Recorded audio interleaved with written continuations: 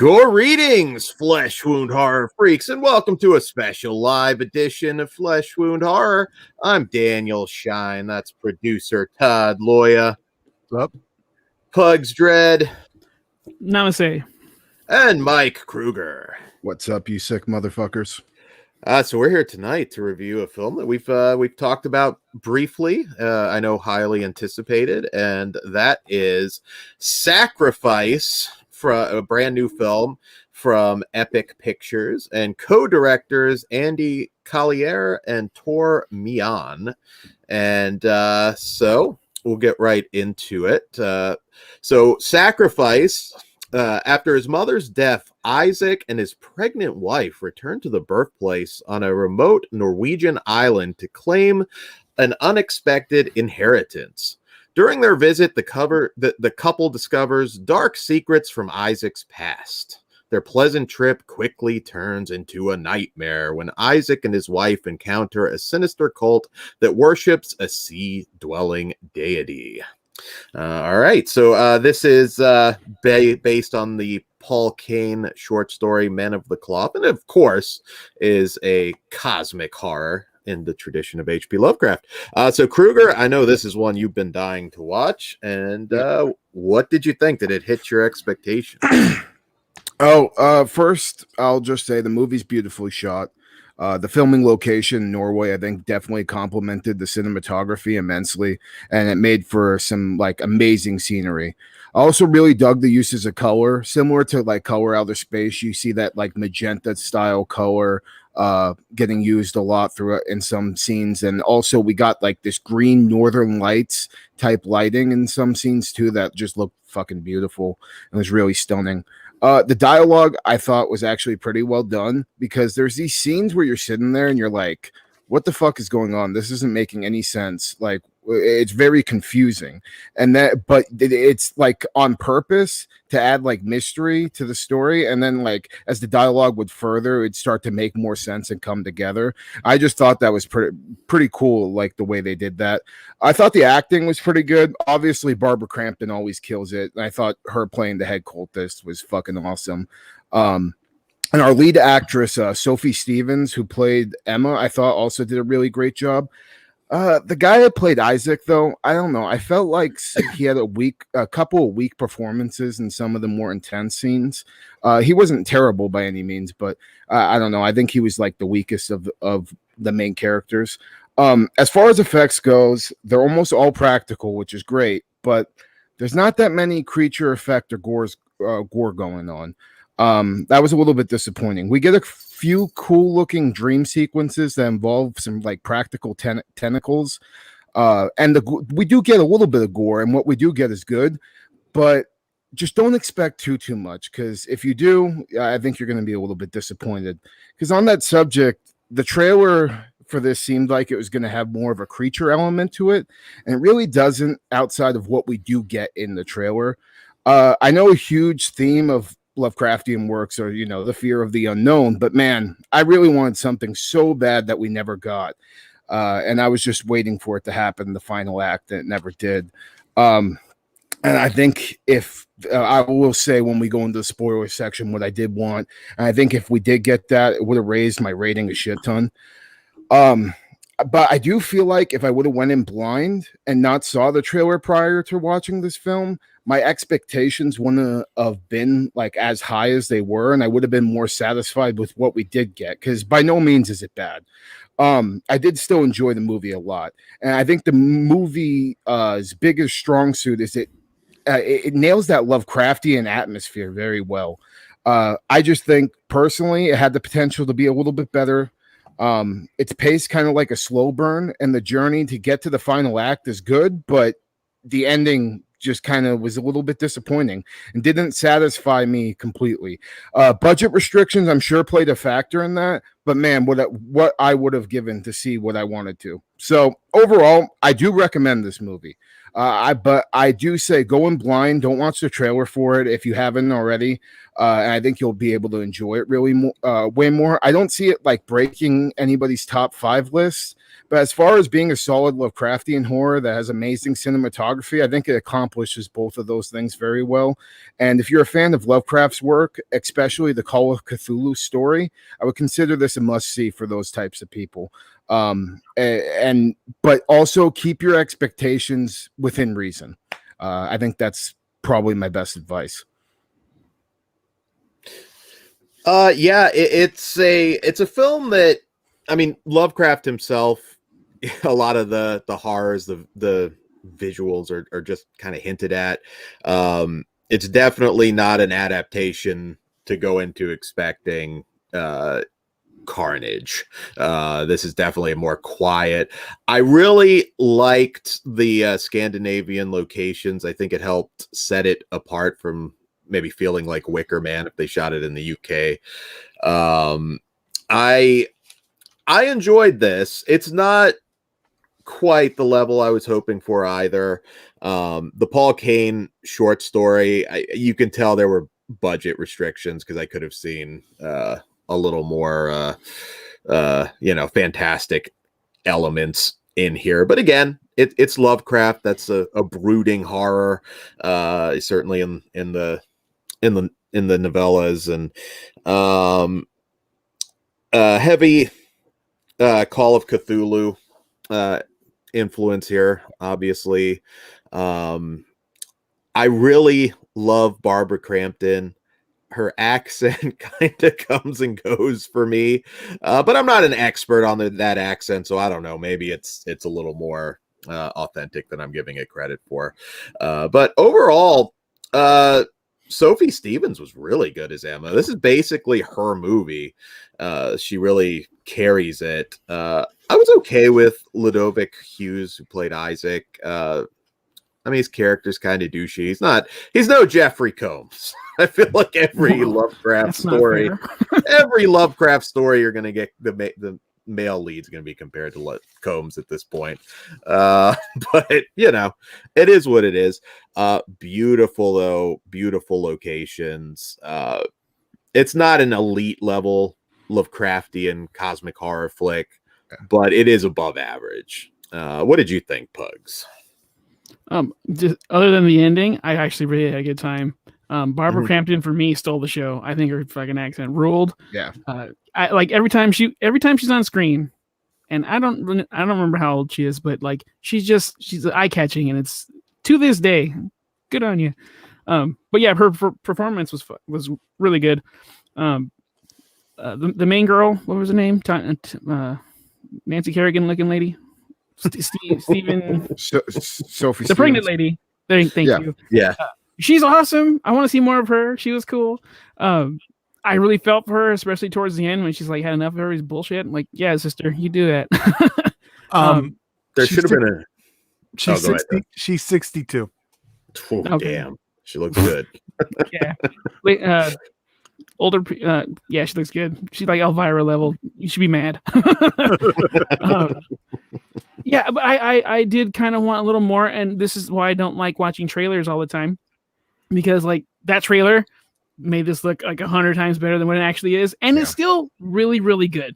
So don't let that deter you from checking this out, because I do think it will crack some people's top 10. It is weird and like unique and awkward enough for it to speak to like some people. I doubt it'll break my top 10, top 5. But I had a solid time watching it. Looks really good, and yeah, I didn't waste my time. Well, as probably the only person here who purposely did not watch the trailer, so I went in blind.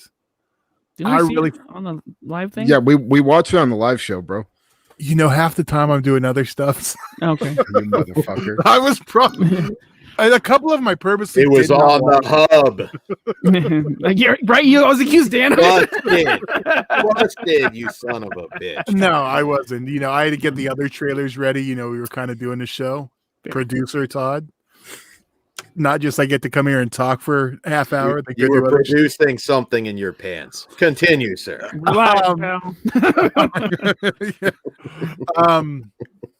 So Maybe I did that. I don't fucking know. I don't remember it. I probably purposely focused away, or I was doing something else. Not the hub though. Yeah, I really fucking dug this. I know you know too many. Live.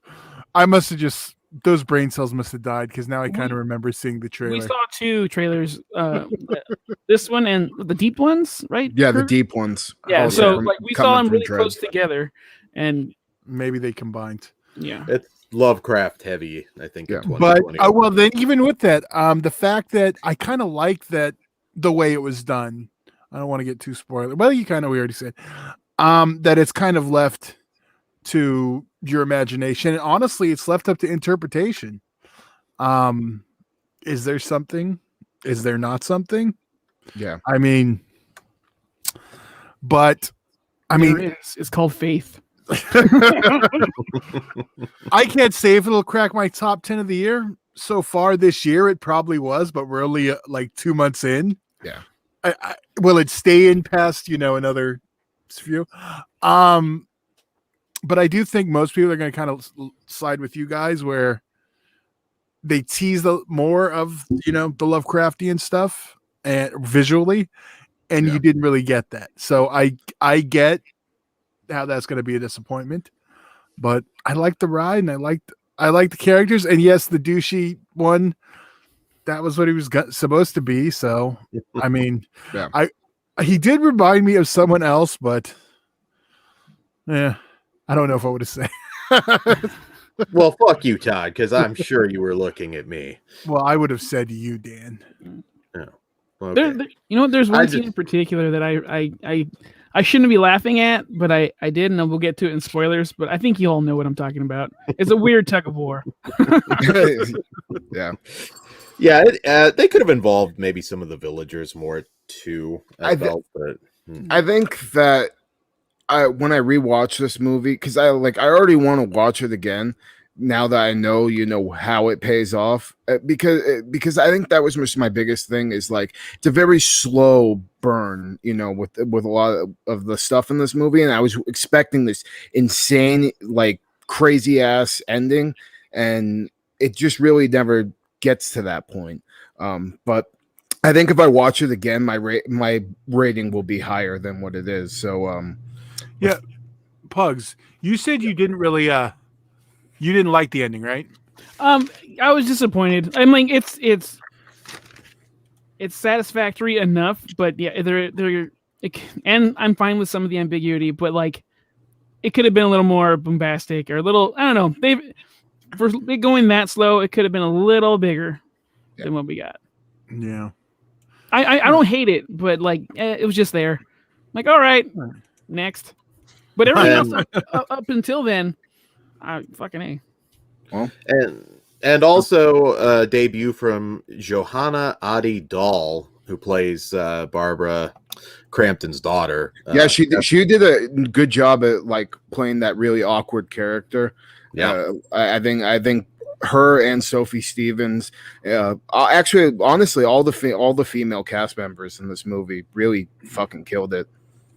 Yeah, I'm gonna go out on a limb and say Dan really liked the awkward girl. I did. I rather enjoyed her scenes, Todd. Her acting. Yeah, I did. I really did a lot. Apparently, it upsets me. I know Dan's type now. Team Crampton right here.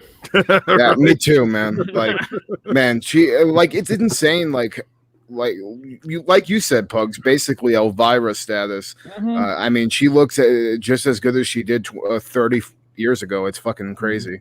Mm-hmm. But yeah, so why don't we rate this bitch? Absolutely. So we rate on a scale of 0 to 5. What say you, Kruger, since you kicked us off? I really wanted to give it a higher rating than I'm gonna, but I'm gonna just a 3.5 for now, 3.5 out of 5. But I do think that's gonna probably get raised when I watch this again and realize how well they really did with some of the things. And like you said, maybe like you said, Todd, maybe the ambiguity in the ending won't bother me as much now that I know how it does pay off. So that being said, Pugs, what do you rate this? I'm going with a 4, and I recommend everybody watch this. It's solid as fuck. That you people may like the ending more than I do, but yeah, it's a 4. I'm at 3.5. Okay. I'm the highest. I'm a 4.5. I did really like this. Nice. Right on. Yeah, so definitely check this out. We all I pretty much all of us liked it. So and definitely check it out, especially for the acting and the cinematography. Really top-notch stuff. And we definitely don't serve calamari on his shirt. So, marketing. Dude. Those dudes were asking for a bottle across their fucking head, man. You guys are fucking with me. All right, so now we're going to talk spoilers. So if you don't wish for this movie to be spoiled, which of course you don't, pick back up where you left off. So spoiler talk in 5, 4, 3, 2, 1. Yeah, right. That was like the old dad countdown. Jazz hands. All the practice, and you know, you can be a little better. I have the power. Keep your meat hooks down and go ahead. Spoiler time. Well, now that we're in spoilers, Pugs, I'll let you start this off with the tug of war because I was laughing during that scene too, and that was like a really cool effect. Oh, it was fucking awesome, and they have these like blinding, foggy image of the birth happening. And he just keeps pulling the baby, and the umbilical cord keeps going and going. I like to a point where I started chuckling. I'm like, because it brought to mind, oh, how cool would that be with playing tug of war with a newborn? That'd be fucking weird. So that was one of my favorite parts. And then I got really excited because I don't think I've seen this in a movie. I have to look back, but like a pregnant lady getting struggle snuggled. I'm like, in the beginning, I was like, wait a minute, are we going here? That's cool. I was excited. At least it was Scandinavian and not Serbian. I mean, all holes are available right now. So. But like, has anybody seen that in a movie? I mean, other than no, I don't think so. Okay. Actually, you know what? Maybe I think. Oh fuck! What is it? It's from Unearthed Films. Okay, well that's it's a rape revenge movie from Unearthed Films. Revenge is her middle name. I'm pretty sure that has. But was she that pregnant though? Yeah. No, I don't think that pregnant. Because like just about to pop. That's fucking malicious, and I'm here for it. Yeah, it's some crazy shit. So for me, first, I'll just say I really like the twist at the end because we all think Emma's gonna get killed, and then they pull a 180 on you, and you find out that Isaac was supposed to be sacrificed when he was a child, and they just basically were fucking tricking him into gaining their trust so they could kill him and sacrifice him to their god. And I thought like the way they killed him with the sword. Like it looked really fucking cool, the beheading, and like the imagery of his head in that like ritualistic box they put. That was really fucking cool. But man, I just when they sent him off on that little raft, all I wanted to do was see Cthulhu come out and fucking just snatch him up real quick. You know what I mean? Happy with the tentacle. I would have been happy with a tentacle, just a tentacle, or like I really wanted to see Cthulhu just at some point in this fucking movie, even if it was in a dream sequence for a second, or just for a second right at the end. Kruger, how hard did you get when that boat driver was looking at the water and the mountains? I really thought Cthulhu's head might pop up. Yeah, I thought like I'm afraid of that shit, and it's a story. Yeah, I thought it was gonna a lightning strike was gonna happen. You're gonna see the shadow of him or something, man. Because I was loving everything about this. I'm like, man, if they show Cthulhu at the end of this fucking movie, I'm gonna fucking give it a 5 because I was really really excited. But the fact that we didn't get Cthulhu or even a CGI Cthulhu I would have been fine with at this point. You know what I mean? I just really wanted to see him. But I think that was the biggest disappointment. And like you said, Pugs, I think if they would have just put maybe a tentacle just snatching him up and pulling him under, I would have been fine with that. It didn't even need to be that big because we saw the tentacle in the sink, so it's like, oh cool, but like just a little, bring it down. Yeah, I do understand why, like, they did do that, probably to, like Todd said, ambiguity and making you try to, decipher, was there ever any Cthulhu, or was it just, them just being, super crazy religious. The only other thing, like, I would have accepted maybe, like, instead of a beheading, doing something closer to what happens in, like, Dagon. I like, when they're ripping off the flesh and wearing the flesh and doing some crazy ritual at the end. Even like our buddy John Evernoll's movie Housewife, like it's very similar Cthulhu cult ritualistic movie, and they do like this crazy ritual where this guy's wearing someone's skin at the end. And I think, like, if it would have paid off like that, that would have made me not even care about Cthulhu at all. But because it didn't have that, I was just really hoping for, him to pop out at some point in this movie. But the tentacles are cool, and at least they fucking didn't do some shitty CGI tentacles. Like, they were, they were obviously practical. And watching the Q&A today for Sacrifice that Dredd did, you find out that 99% of the stuff in this movie is basically practical, and just 1% is just little digital enhancements here and there, which is super impressive because it is a very beautiful looking movie. I think, like, watching this on a big screen at home, in 4K would be fucking amazing. So yeah, that's all I got for spoilers, though. Yeah. The ending was a surprise, which was nice. They never said why they were sacrificing this motherfucker, right? And why it has to be that bloodline? Okay. Because that part did remind me of I Love Lucy when she goes to Ireland. So, right? There was no Cthulhu in I Love Lucy, but that would have been feeding their fucking ass to a dragon, a double-headed dragon. So that was cool, though. Close enough. So, yes. Yeah. So you are safe from spoilers now. So that being said, I am this being so well done. I'm pretty excited for this Deep Ones that we're getting, from that Dredd's putting out as well. I think that's going to be definitely now one of my more anticipated, because my review seems like I was disappointed, but I'm not really. I know that when I watch this movie again, I'm probably gonna like it way more. It's just, man, sometimes you just need a giant creature in your movie, and I thought this one could have used it. I'm not gonna argue. All right. I'll take it. All right. So, guys, thanks for joining us live, and we will, of course, have the Deep Ones at some point as well.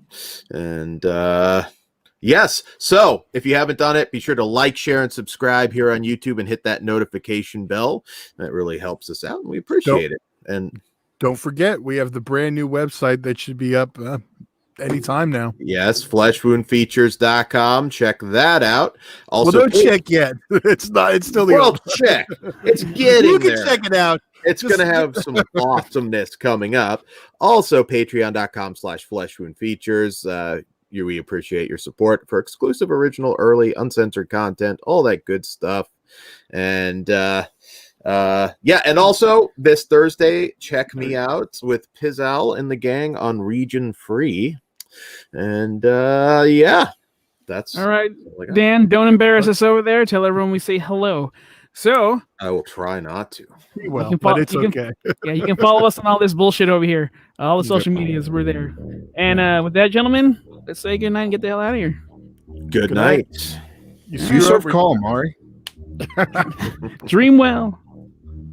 If Dan screws up, we're burning the hat. Word. That costs you $10,000. Sacrifice his hat to the fucking slumbering one. All right.